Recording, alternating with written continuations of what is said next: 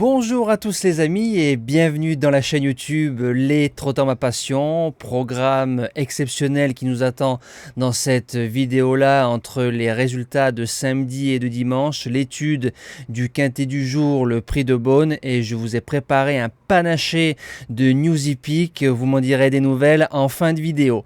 On revient sur les résultats de samedi et dimanche. Alors dans les quintets, pas au top, mais par contre niveau membres, c'était plutôt pas mal. Un très bon course par course samedi à Vincennes avec un magnifique couplet à 108 € dans la course où je donne gagnant Enjoy the Game qui s'impose à 9 €. Donc c'est les rapports en dur pour 1,50 €. Gagnant placé, on fait un couplet, ça vaut 3 €, c'est magnifique. Concernant dimanche, alors dans le quintet, même résultat que samedi. Mais du côté des membres, très performant sur les jeux simples, on touche 5 gagnants en cette course du côté du Mont-Saint-Michel. La seule chose que je peux vous dire, faut continuer sur ce rythme-là. Alors, direction Vincennes pour le premier quintet estival du meeting d'été sur le plateau de Gravel. Le prix de Beaune est à l'étude, 2007 Grande Piste, c'est un bon lot, il peut y avoir des surprises. On lance tout de suite la sélection. Alors, mon gagnant, ce sera Kennedy, on connaît bien, on l'a touché plusieurs fois gagnant, une seule fausse note dans les propositions de jeu. C'est un cheval qui vient de faire une semi-rentrée du côté de Göteborg, arrive sur ce bel engagement, il prend des gains, donc au fur et à mesure du temps, il monte les étages, il sera drivé par Gabriele Gelormini, déféré des 4, avec un bon parcours, c'est un cheval qui peut triompher.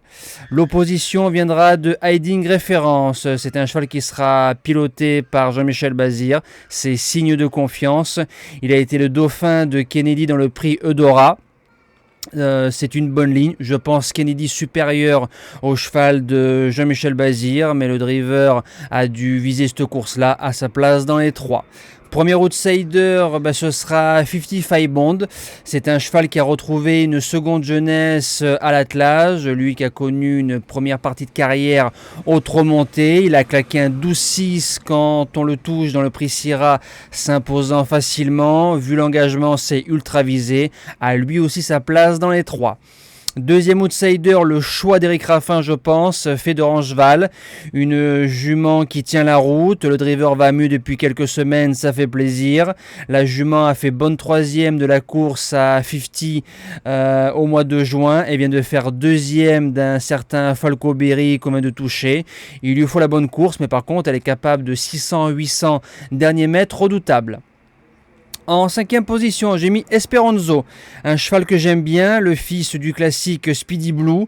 Il arrive pratiquement à 300 000 € de gain, donc il n'y a plus de marge de manœuvre. Fait les 2 distances, parcours de vitesse, parcours de tenue. Mathieu Mottier, dit Momotte, devient de plus en plus un fin préparateur. On l'a vu dans le prix Jean-Luc Lagardère. Il s'est imposé facilement, donc il sait viser les courses. Maintenant, il y a une belle opposition. Je l'attends plus pour les places. En 6e position, j'ai mis Divine de Navarre. Elle sera déférée devant. Ce ne sera pas la jument de tout le monde. Elle est capable de fin de course tranchante. C'est une fils du champion Memphis du Rib qui fait vraiment des chevaux très durs. Ça nous rappelle le regretté Aubryon du Gers, bien évidemment. La jument, je l'avais gardée dans le GNT du Croisé-la-Roche, 5e à 130 contre 1. Il n'y aura pas 130 contre 1 mercredi, mais elle peut finir 5e. En 7e position, Ingo, on l'a touché plusieurs fois, il est sûrement meilleur sur les parcours de vitesse. Il a déjà réussi sur le parcours en marchant 13-1 derrière Hiding Référence dans le prix Syrah, je crois, fin mars, mais je crois pas que c'est Syrah, c'est un autre prix, c'était en fin de meeting d'hiver. Le cheval a une autre course qui arrive face à des chevaux moins durs, mais il y a Alex qui est dessus, déféré des 4, il peut jouer la place de 4e ou 5e.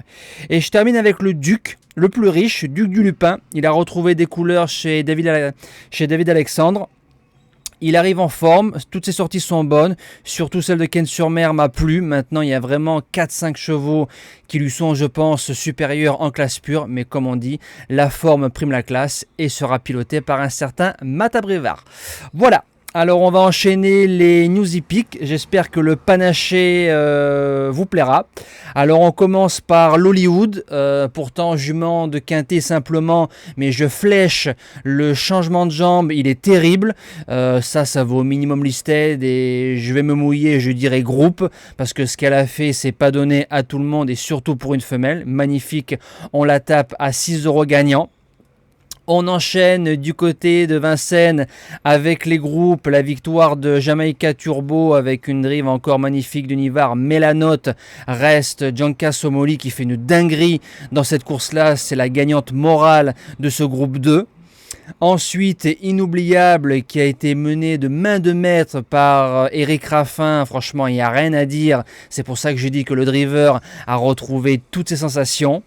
Derrière, nous enchaînons avec un cheval qui m'a toujours plu dès le départ à Vincennes, Just a Gigolo, plus de 500 000 € de gains ferrés. Il ridiculise le lot, c'est magnifique. Franchement, c'était beau à voir. Je vous mets une autre vue qui peut être sympa. Vous voyez Nivard qui rigole et nous aussi, franchement, super trotteur. Derrière, la belle victoire d'Onek. Attention, faudra montrer beaucoup mieux dans le critérium des 5 ans. Il y a des chevaux qui l'attendent. Donc, faudra faire attention sur 3000 mètres, surtout devant. Mais c'est un champion et c'est un cheval très très dur. J'enchaîne avec la crème de la crème. Je vous l'annonce, hein, c'est déjà le numéro 1. Ida Outillard, encore une belle drive de Clément Duval d'Estaing. Il te l'a mené parfaitement. Il est sorti au 200, il a croisé le lot. Pour moi, le cheval n'a pas couru, il n'a fait qu'un simple boulot. Donc vous imaginez la marche qu'il y a, surtout qu'il est ferré devant. Je vous mets une autre vue au ralenti où vous allez entendre les claquements des sabots des chevaux. Moi j'aime bien ce bruit là parce qu'on voit vraiment la fluidité du trotteur faire clac, clac, clac, clac.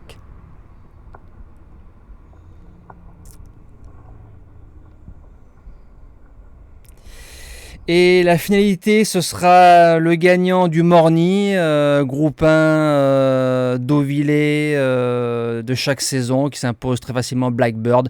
Il n'y a rien à dire, franchement, il était au-dessus du lot.